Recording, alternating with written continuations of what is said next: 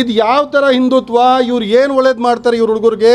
ಈ ಹಿಂದೂ ನನ್ನ ತಮ್ಮಂದಿರು ಅಣ್ಣಂದಿರು ಈ ಮಾತುಗಳನ್ನು ಅರ್ಥ ಮಾಡ್ಕೊಬೇಕು. ರಾಜಕಾರಣಕ್ಕೋಸ್ಕರ ಇವತ್ತು ನಾನು ಹಿಂಗೆ ಮಾಡಿಬಿಡ್ತೀನಿ ಹಂಗೆ ಮಾಡಿಬಿಡ್ತೀನಿ ಸುಮ್ಮನೆ ಗೂಬೆ ಕೂರಿಸುವ ಮಾತನ್ನು ಮಾತಾಡಿಬಿಟ್ಟು ಒಂದಿಷ್ಟು ರೆಲೆವೆನ್ಸು ನಾನು ಒಂದು ಸ್ವಲ್ಪ ಮೀಡಿಯಾದಲ್ಲಿ ಹೈಲೈಟ್ ಆಗಬೇಕು, ನನ್ನ ಹೆಸರು ಇರಬೇಕು. ಯಾಕೆ ಅಂತ ಹೇಳಿದ್ರೆ ಇವರು ಯಡಿಯೂರಪ್ಪನ್ನೇ ಬಿಟ್ಟಿಲ್ಲ, ಅವ್ರ ಪಕ್ಷದ ಅಧ್ಯಕ್ಷರಾಗಿರುವಾಗ ಅವರ ವಿಜೇಂದ್ರನ್ನೇ ಬಿಡಲಿಲ್ಲ.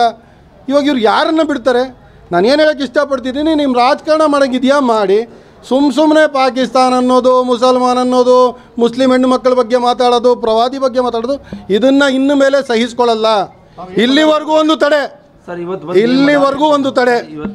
ಕಂಪ್ಲೇಂಟ್ ಕೊಡಕ್ಕೆ ಬಂದಿದ್ದೀನಿ ನಾನು ಕೊಪ್ಪಳ ಠಾಣೆಗೆ. ಏನಂತ ಅಂತ ಹೇಳಿದ್ರೆ ಅದೇ ಶಾಂತಿ ನೆಮ್ಮದಿಯನ್ನು ಇದು ನಮ್ಮ ರಾಜ್ಯದಲ್ಲಿ ಇವರು ಅಶಾಂತಿ ಹುಡ್ಸೋಕ್ಕೆ ಇವರು ಈ ಥರ ಒಂದು ಮಾತನ್ನು ಮಾತಾಡಿರ್ತಾರೆ.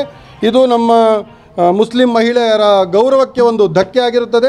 ಅದಕ್ಕೋಸ್ಕರ ಅಂತ ಕಂಪ್ಲೇಂಟನ್ನು ತೊಗೊಂಬಂದಿದ್ದೀನಿ. ಮೊದಲನೇದಾಗಿ ನಾವೆಲ್ಲ ಓಟ್ ಕೊಟ್ಟಿದ್ದು ಕಾಂಗ್ರೆಸ್ ಸರ್ಕಾರ ಏನೋ ಮುಸಲ್ಮಾನರಿಗೇನೋ ಉದ್ಧಾರ ಮಾಡುತ್ತೆ, ಏನಾರು ಒಳ್ಳೇದು ಮಾಡುತ್ತೆ ಅಂತ ಹೇಳ್ಬಿಟ್ಟು 10 ದಿನ ಬೇಕಾ ಒಂದು ಸುವೋಮೋಟೋ ಕಾಗ್ನಿಸೆನ್ಸ್ ತೊಗೊಂಡು ಇವ್ರ ವಿರುದ್ಧ ಒಂದು FIR ಮಾಡೋಕ್ಕಾಗಿಲ್ವ ಈ ಪೊಲೀಸ್ನವ್ರಿಗೆ?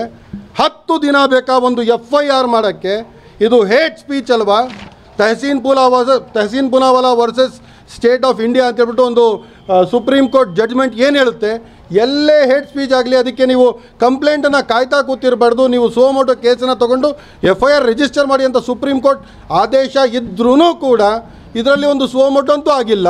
ಆಯಿತು, ಎಲ್ಲೋ ಒಂದು ಕಡೆ FIR ಆಯಿತು, ಅದು ಇನ್ನೂ ಟ್ರಾನ್ಸ್ಫರ್ ಆಗೋದ್ರಲ್ಲೇ ಇದೆ. 10 ದಿನದ ನಂತರವೂ FIR ಆಗಿಲ್ಲ ಅಂತ ಹೇಳಿದ್ರೆ ಇದನ್ನು ನಾವು ಇನ್ನು ಮೇಲೆ ತಡ್ಕೊಂಡು ಕೂತಿರಲ್ಲ. ಇವಾಗ FIR ಇವತ್ತು ಆಗಬೇಕು, ಕ್ರೈಮ್ ನಂಬರ್ ತೊಗೊಂಡೇ ಇಲ್ಲಿಂದ ಹೋಗ್ತೀನಿ ಅಂತ ಒಂದು ವಿಶ್ವಾಸದಿಂದ ಬಂದಿದ್ದೀನಿ. ಅಲ್ಲಿ ಒಂದು ರೈತರ ಏನೋ ಸಮಸ್ಯೆ ಇದೆ, ಅಲ್ಲಿ ಗೊಬ್ಬರ ಏನೋ ಹಂಚ್ತಿದ್ದಾರೆ, ಅಲ್ಲೊಂದು ಸ್ವಲ್ಪ ಕ್ರೌಡ್ ಜಾಸ್ತಿ ಇದೆ ಅಂತ ಮೇಂಟೆನೆನ್ಸ್ಗೇನೋ ಹೋಗೋರೆ.